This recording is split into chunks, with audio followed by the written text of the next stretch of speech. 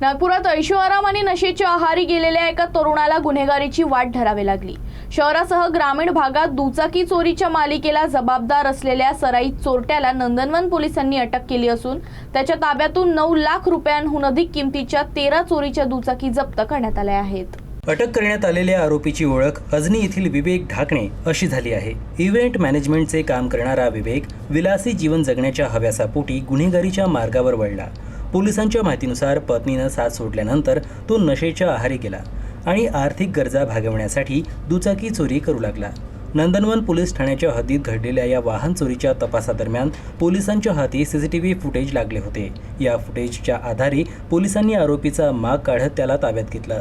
चौकशी दरम्यान विवेकनं नंदनवन, सकरदरा, हुडकेश्वर, कोंढाळी, लकडगंज, हिंगणा आणि MIDC पोलीस ठाण्याच्या हद्दीत 13 दुचाकी चोरी केल्याची कबुली दिली।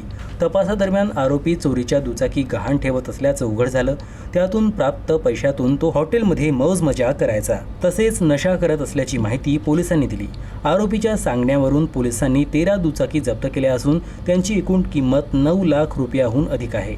नंदनवन पोलिसांच्या या कारवाईमुळे वाहन चोरीच्या अनेक गुन्ह्यांचा उलगडा झाला असून आरोपीसोबत आणखी कोणी साथीदार या प्रकरणात सहभागी होते का याचाही तपास सुरू आहे। हा आरोपी कुठले काम धंदा वगैरे करत नाहीये आणि याला याच्या जे डेली नीड्स आहे किंवा जे त्याची लॅविश लाईफ आहे ती जगता यावी यासाठी तो ज्या मोटरसायकल्स आहेत त्या मोटरसायकल तो ज्या गर्दीच्या ठिकाणी वगैरे असायच्या त्या ठिकाणी तो मोटरसायकल घेऊन जायचा आणि तो काही ठिकाणी गहाण ठेवायचा किंवा विकून त्यातून पैसे कमवून त्याचा स्वतः उदरनिर्वाह आणि त्याची जी लाईफ त्याची जगत होता।